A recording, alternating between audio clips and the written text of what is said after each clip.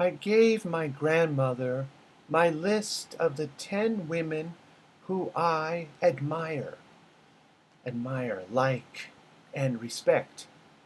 But she tore up. She destroyed my paper. They're not good choices, she said. Then she told me to come back at 10 o'clock the next morning. Grand-mère, grandmother, tomorrow is Saturday, I said. I always help my friend Lily on Saturdays. We film, we make her TV show. But Grand-mère didn't listen to me. So when I got home, I called Lily. I wanted to say, I can't help you tomorrow. I have to spend the day with my grandmother. But no one answered the phone. The Moscovitz family were out. They were not at home. Saturday, October 11th, 9:30 a.m. I called Lily early this morning. This was our conversation. You have to spend the day with your grandmother? She said angrily. I don't believe you, Mia. Why didn't you say no to your grandmother? We always spend Saturdays together. Lily, you don't know my grandmother, I said. She's scary. She frightens me. I can't just say no to her.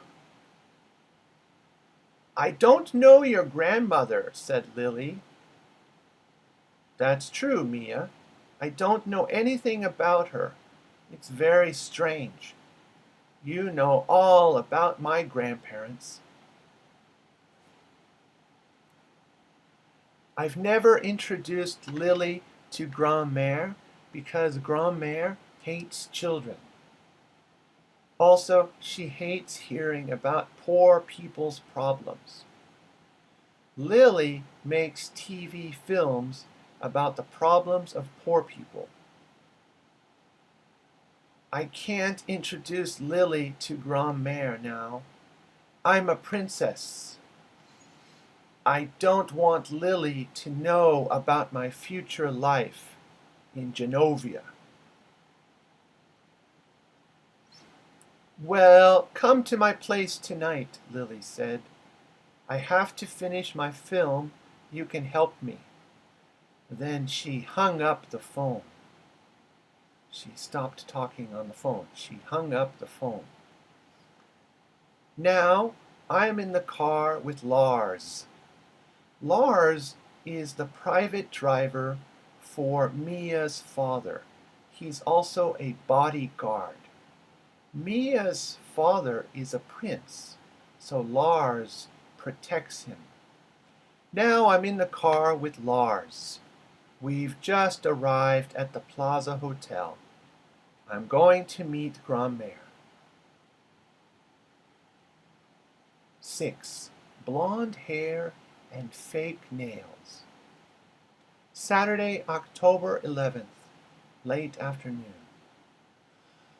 I can never go to school again. I can never go anywhere again. I'm so embarrassed. I look awful. I'm really angry with Grand-mère. This morning, she was waiting for me in the entrance of the Plaza Hotel. On y va, she said, which in English means let's go. On y va is French. It means let's go. Let's go where? I asked. Paolo. Chez Paolo, said Grand-mère. Chez Paolo means Paul's house. Maybe Grand-mère has a friend called Paul, I thought, and maybe we're going to his house.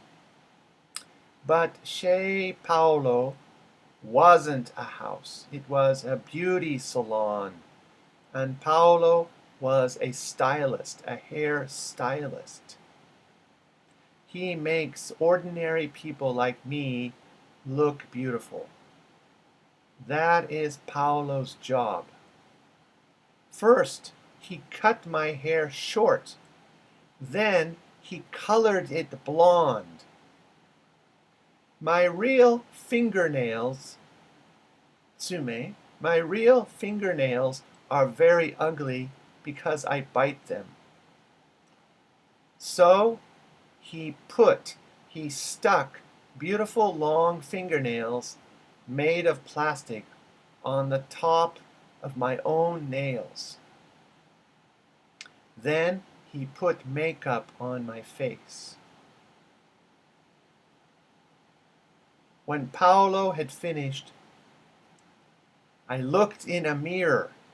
I got a shock. He had turned me into a different person.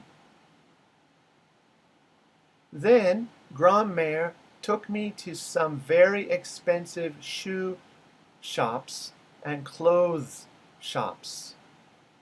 She bought me 4 pairs of shoes and lots of clothes. Grand-mère's very happy because I don't look like Mia Thermopolis anymore. Mia Thermopolis, the old me, never had blonde hair or fake, false fingernails. Mia Thermopolis never wore makeup or beautiful, expensive shoes and clothes.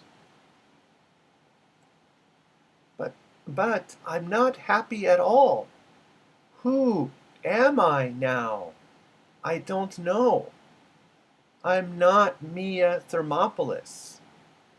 Grand-mère is turning me in, changing me into someone else.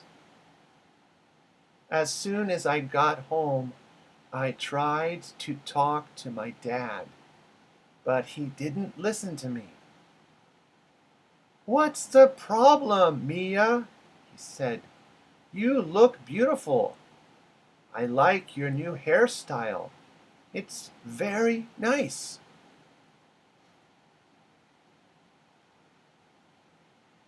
My mom came out of her bedroom. She was wearing a new skirt and top.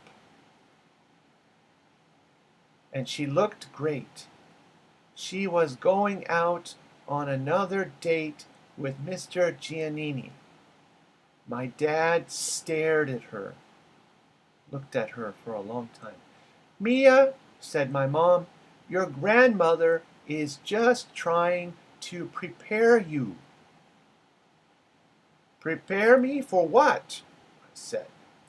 "I'm the Princess of Genovia, but I don't want anyone to know this." "They'll find out about you soon," said my mom. "Maybe they'll read your story in the newspaper." "Why will it be in the newspaper?" I asked. My mom and dad looked at each other. Then my dad took out his wallet. He opened it and took out some money. "All right, Mia," he said. "How much money do you want?" I was shocked. So was my mom. My mom, too. "I'm serious," he said. "The Thermopolis Rinaldo contract agreement isn't working. I want your grandmother to turn you into a princess. So I'll pay you to go to the princess lessons. How much do you want, Mia?" I started to speak. I didn't want any money, but my dad said, "Listen, I'll give you $100 a day. I'll give $100 a day to Greenpeace.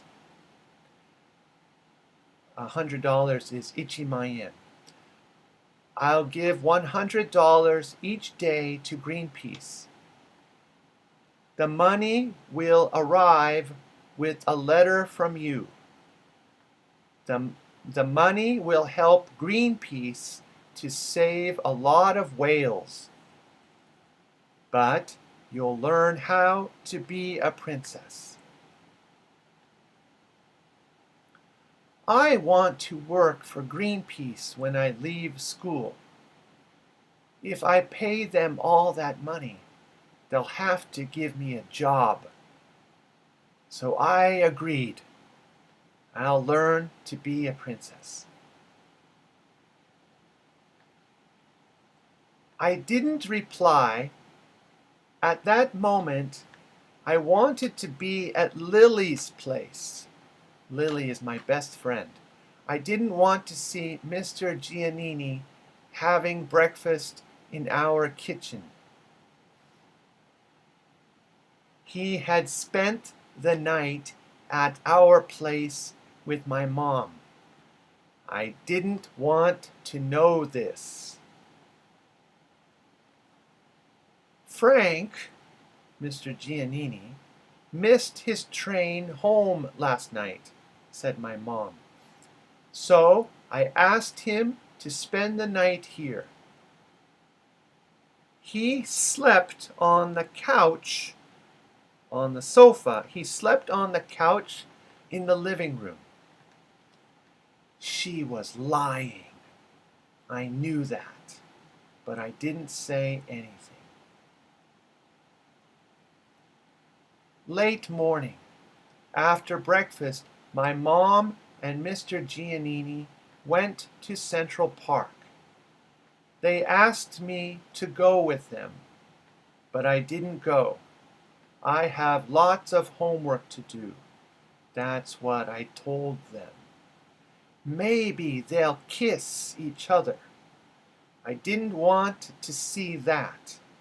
People kiss on TV, and that's okay. But my mom kissing my math teacher, algebra teacher, no. Afternoon. I've just turned on my computer.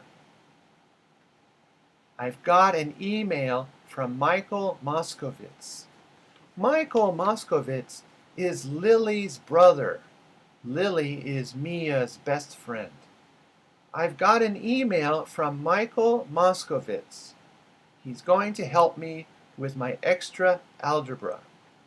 I can't believe it. Wasn't that nice of Michael?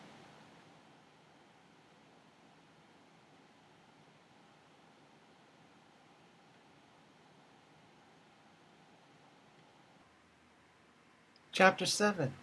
A New Friend. Sunday, October 12th, late evening.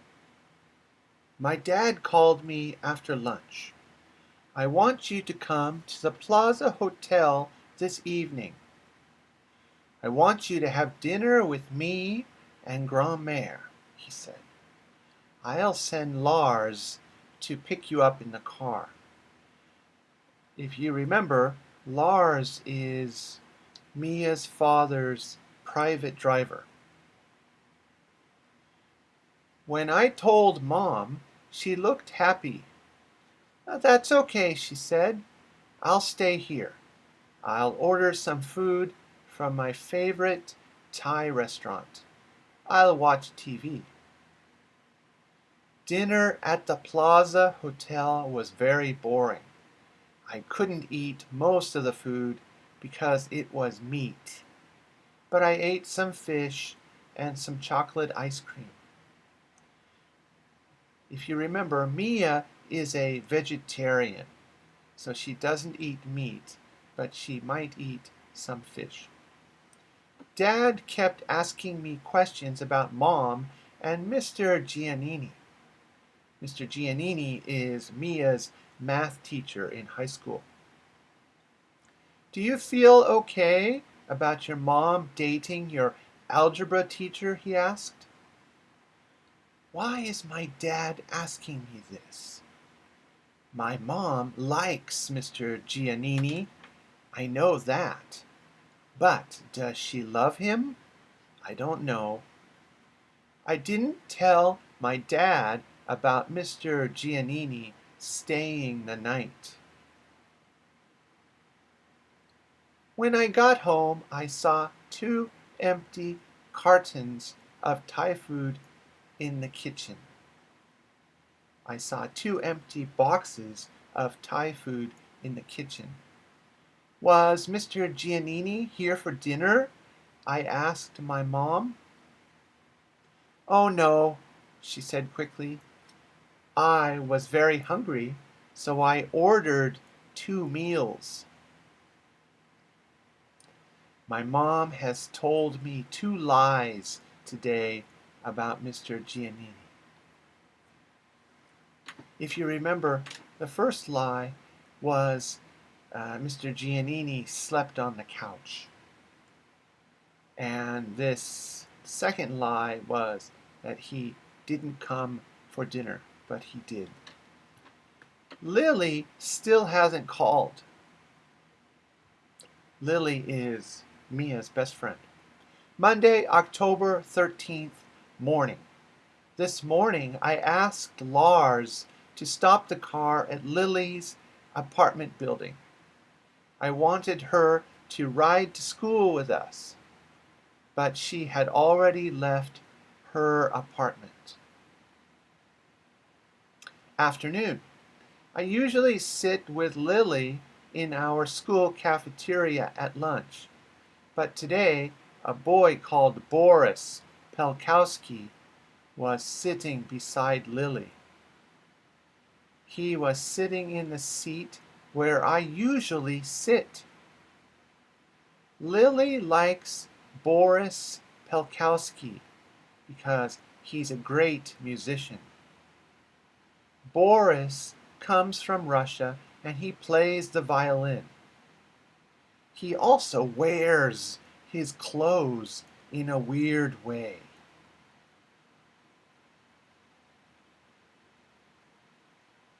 I got a plate of salad and looked around. Most of the tables in the cafeteria were full of students. Who can I sit with? I thought. Tina Hakim Baba was sitting at one of the tables. No other students were sitting with her. Tina's parents are very rich. Her father comes from Saudi Arabia and he owns an oil company. Tina's parents are frightened of kidnappers. A kidnapper is someone who will steal a child and then make the parents pay money. Mr. and Mrs. Hakim Baba don't want kidnappers to take Tina. Kidnappers usually want lots of money before they let go a person. People have been hurt or killed by their kidnappers. Tina's parents are very careful. They send her to school in a limousine with a bodyguard. A limousine is a special black car. The bodyguard follows Tina everywhere. All the other students call Tina a freak. A freak is someone who's very strange. Tina was reading a book and the bodyguard was sitting beside her at school. Tina had a plate of salad just like me, but she hadn't chosen a salad because she's vegetarian. She'd chosen She had chosen it because she's a little heavy. She wants to lose weight. I walked over to her table and put my plate down.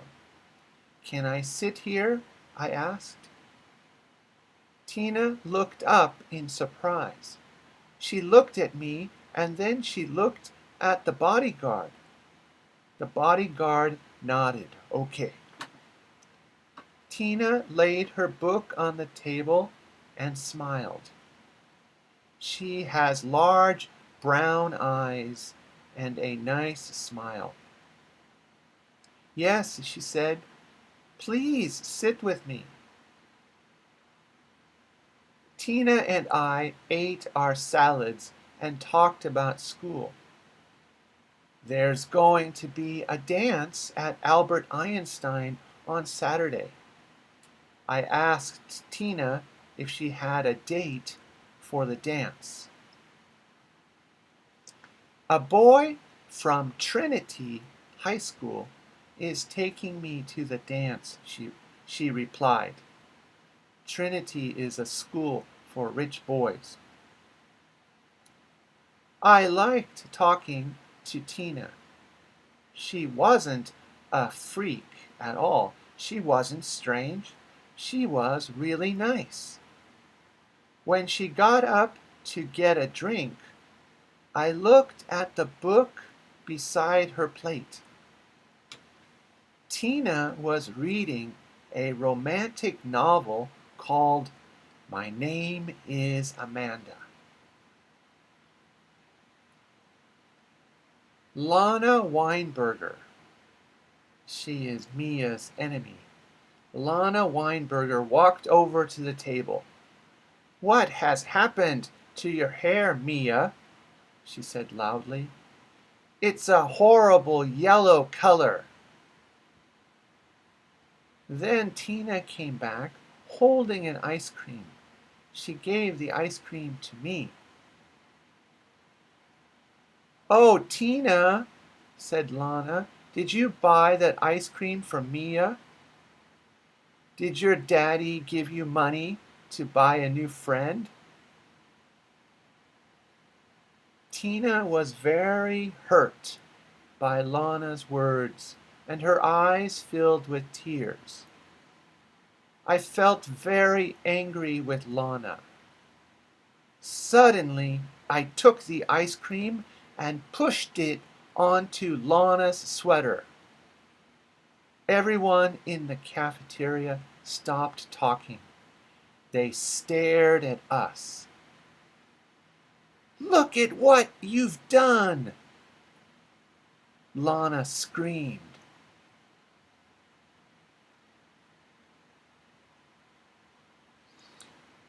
Okay, so let's look at this picture.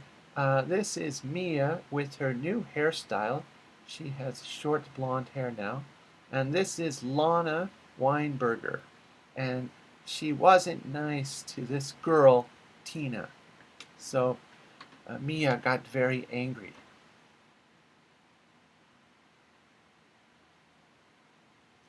I stood up and picked up my plate of salad. Come on, Tina, I said. Let's go somewhere quieter. Tina picked up her salad and followed me. Her bodyguard followed too. He was laughing. Lily Moscovitz was staring at me. Her mouth was open with shock. Late afternoon. I'm in a lot of trouble. I'm sitting in Principal Gupta's office. High school principal Gupta's office. Principal Gupta is the head of the school. I was sent here because I pushed ice cream into Lana Weinberger's sweater. I'm worried. What's going to happen?